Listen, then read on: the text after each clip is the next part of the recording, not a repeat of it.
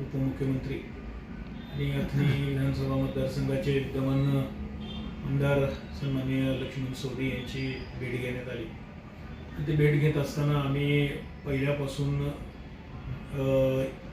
Give and take या धर्तीवरचा प्रस्ताव, म्हणजे इकडून महाराष्ट्रातनं आपण त्यांना पाणी द्यायचं, त्याच्या बदल्यात तुमची बबलेश्वर योजनेतून आपल्याला पूर्व भागातल्या लोकांसाठी पाणी घ्यायचं, असा एक प्रस्ताव या ठिकाणी मी त्यांच्यासमोर मांडला. आणि त्या पद्धतीनं त्यांनी या प्रस्तावाच्या अनुषंगानं येणाऱ्या अधिवेशनात, त्याचबरोबर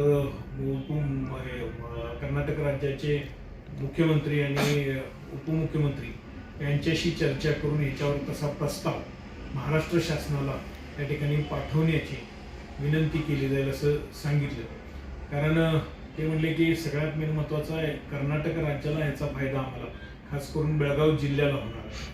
कारण बेळगाव जिल्ह्याला उन्हाळ्यात पाण्याची टंचाई मोठ्या प्रमाणावर भासते आणि महाराष्ट्र शासनाकडून कोयना, वारणा आणि राधानगरी डॅमच्या माध्यमातून पाणी सोडलं तरच त्यांची पाण्याची टंचाई, पिण्याच्या पाण्याची टंचाई हे भागू शकते.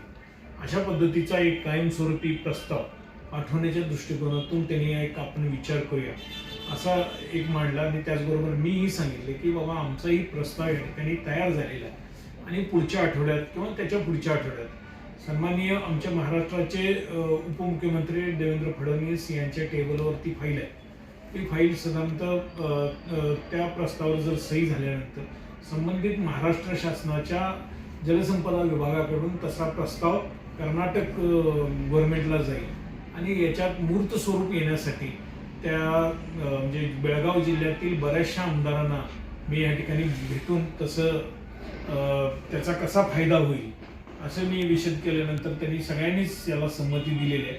आणि येणाऱ्या काळात कर्नाटक राज्याचे उपमुख्यमंत्री, मुख्यमंत्री आणि यांच्याकडे त्यांनीही पाठपुरावा करतील आणि एकीकडनं द्यायचं आणि एकीकडनं घ्यायचा असा प्रस्ताव या ठिकाणी पाठवण्याची संमती त्यांनी दर्शवलेली आहे. Press the bell icon on the YouTube and never miss another update.